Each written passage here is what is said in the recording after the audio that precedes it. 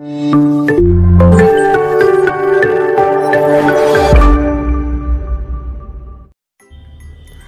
everyone, Assalamu alaikum and welcome back to my channel. இன்னைக்கு இந்த சேனல்ல பாத்தீங்கன்னா left over rice வச்சு ஒரு டிஃபரண்டான ரெசிபி நான் உங்களுக்கு செஞ்சு காட்ட போறேன். ஓகே फ्रेंड्स, அதுக்கு முன்னாடி நீங்க இன்னுமே என்னோட சேனலை சப்ஸ்கிரைப் பண்ணாம இருந்தீங்கன்னா உடனே சப்ஸ்கிரைப் பண்ணிக்கோங்க. கூடவே அந்த பெல் ஐகானை கிளிக் பண்ணிக்கோங்க. அப்பதான் நான் போடுற வீடியோ உங்களுக்கு உடனுக்குடனே நோட்டிஃபிகேஷன்ல காட்டும். ஓகே फ्रेंड्स, இப்போ வாங்க நம்ம வீடியோக்குள்ளார போலாம். அதாவது முதல் நாள் சமைச்ச சாப்பாடு வந்து நமக்கு மிச்சம் ஆயிடுச்சுன்னா அதில் வந்து தண்ணி ஊற்றாம ஃப்ரிட்ஜில் எடுத்து ஸ்டோர் பண்ணிக்கோங்க. மறுநாள் காலையில் நம்ம முதல் நாள் எடுத்து வச்ச சாப்பாடை வந்து இட்லி சட்டிலையோ இல்லை குக்கர்லேயோ வச்சு சூடு பண்ணி எடுத்துக்கலாம். இது கூடவே நம்ம தேவையான இந்த இன்க்ரீடியன்ட் எல்லாம் சேர்த்துக்கலாம். நீங்கள் எந்த அளவுக்கு ரைஸ் செய்கிறீங்களோ வச்சுருக்கிறீங்களோ அந்த அளவுக்கு வந்து இந்த இன்க்ரீடியன்ட்லாம் சேர்த்துக்கோங்க. இன்றைக்கி நான் பார்த்தீங்கன்னா ஒரு 7 பேர் சாப்பிட்ற மாதிரி சாப்பாடு வச்சுருக்கிறேன். அதுக்கு வந்து ஒரு 3 வெங்காயம், 4 தக்காளி, தேவையான அளவு புதினா, கருவேப்பிலையும் தேவையான அளவு, மல்லித்தலையும் தேவையான அளவு எடுத்துக்கலாம்.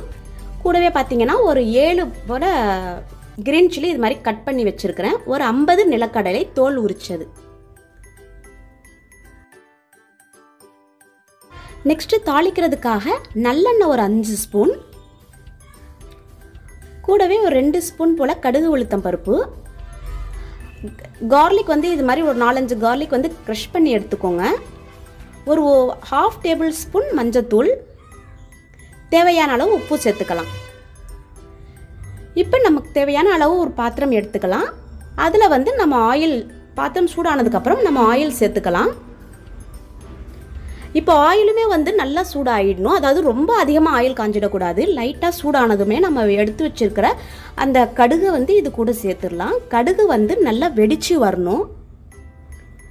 அப்போ தான் நமக்கு அந்த டேஸ்ட் வந்து நல்லாயிருக்கும். இல்லைனா கடுகு வந்து ஒரு பச்சையாகவே இருக்கும் வெடிச்சு வராமல் இருந்தால். ஓகே, அடுத்து வந்து நம்ம கறி லீவ்ஸ் சேர்த்துக்கலாம். கூடவே நம்ம எடுத்து வச்சிருக்கிற நிலக்கடலையும் இதில் சேர்த்துக்கலாம். இதை நல்லா வதக்கி எடுத்துக்கலாம்.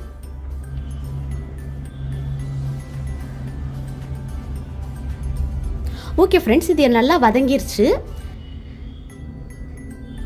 இப்போ நெக்ஸ்ட்டு வந்து நம்ம எடுத்து வச்சிருக்கிற ஆனியன் வந்து இது கூட சேர்த்துடலாம்.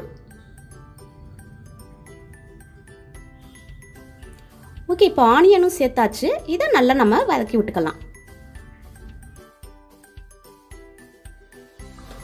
ஆனியன் ஓரளவு நல்லா வதங்கினதுக்கப்புறம் நம்ம எடுத்து வச்சிருக்கிற அந்த பச்சை மிளகாவை இது கூட சேர்த்து நல்லா வதக்கிடலாம். ஓகே ஃபைன், இப்போ பச்சை மிளகாய் வந்து வதங்கிருச்சு. இப்போ கூடவே நம்ம க்ரஷ் பண்ணி வச்சுருக்கிற அந்த கார்லிக்கை இது கூட சேர்த்துடலாம். இது எல்லாத்தையும் சேர்த்து நம்ம நல்லா வதக்கி விட்டுக்கலாம். ஸ்டவ் வந்து ஒரு மிதமான சூட்லேயே இருக்கட்டும். ரொம்ப ஹை ஃப்ளேமில் வச்சிடாதீங்க, கருகிடும்.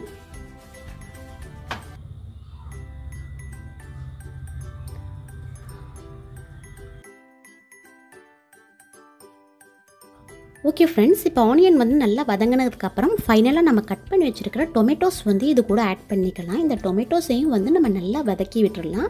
டொமேட்டோஸ்க்கு வந்து வதங்குறதுக்கு ஒரு ஈஸியான டிப் உங்களுக்கு கொடுக்குறேன். அதாவது அது கூடவே வந்து உப்பு சேர்த்துக்கிட்டிங்கன்னா டொமேட்டோ வந்து ரொம்ப சீக்கிரம் வந்து நல்லா வதங்க ஆரம்பிச்சிடும் நமக்கு. அடுத்து வந்து நம்ம அந்த டர்மரிக் பவுட்ரு வந்து இது கூட ஆட் பண்ணிக்கலாம். அந்த பச்சை ஸ்மெல் போகிற அளவுக்கு நம்ம நல்லா வதக்கி எடுத்துக்கலாம். கூடவே வந்து நம்ம எடுத்து வச்சிருக்கிற மல்லி புதினாவை இது கூட ஆட் பண்ணிக்கலாம். ஓகே, இப்போ எல்லாமே வந்து நல்லா வதங்கி வருது பாருங்க நமக்கு. ஓகே, இது மாதிரி கண்டிஷனில் இருக்கிறப்ப நம்ம வந்து ஒரு கிளாஸ் இல்லைனா 2 கிளாஸ் வந்து வாட்டர் வந்து ஆட் பண்ணிக்கலாம். இது வந்து லாஸ்ட்டில் கொஞ்சம் நல்லா ட்ரை ஆகிற அளவுக்கு நம்ம இந்த டொமேட்டோஸ் எல்லாத்தையும் வந்து நல்லா குக் பண்ண விட்டுடலாம்.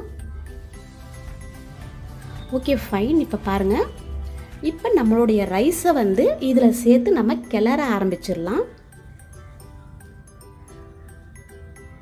அதாவது ஸ்டவ் விட்டு அந்த பாத்திரத்தை கீழே இறக்காமல் ஸ்டவ்வில் லோ ஃப்ளேமில் வச்சு இது மாதிரி ரைஸை வந்து சேர்த்து நல்லா கலந்து விடுங்க. நம்ம வந்து ரைஸ் வந்து சூடு பண்ணக்குள்ளார ரொம்ப வந்து சூடு பண்ணிடக்கூடாது. ஓரளவு ரைஸ் வந்து கொஞ்சம் முழுசாக இருக்கிற மாதிரி நம்ம சூடு பண்ணணும். அதாவது ஒரு ரைஸ் வந்து சூடு பண்ணுறப்போ ஒரு சில பேருக்கு ரொம்ப கொழப்பாக போயிடும். அது மாதிரி இல்லாமல் குக்கர்னால் ஜஸ்ட் 2 விசில் விடுங்க போதும். ஓகே, இப்போ நம்ம வந்து நல்லா வந்து கிளறியாச்சு. இப்போ நம்மளோட ரைஸ் வந்து ரொம்ப சூப்பராக ரெடி ஆகிடுச்சு பாருங்கள். லெஃப்ட் ஓவர் ரைஸ் இருந்தால் நீங்களும் இது மாதிரி ட்ரை பண்ணி பாருங்கள் ஃப்ரெண்ட்ஸ். இது வந்து ஹைதராபாத்தில் வந்து ஒரு ஸ்பெஷலான ஒரு ரெசிபியாக இருக்குது. கண்டிப்பாக இது மாதிரி ட்ரை பண்ணி பார்த்துட்டு எனக்கு கமெண்ட் பாக்ஸில் சொல்லுங்கள். இந்த வீடியோ உங்களுக்கு பிடிச்சிருந்தால் லைக் பண்ணுங்கள், ஷேர் பண்ணுங்கள், மறக்காமல் சப்ஸ்கிரைப் பண்ணுங்கள், கூடவே பெல் ஐக்கானை கிளிக் பண்ணுங்கள். தேங்க்யூ ஃபார் வாட்சிங்.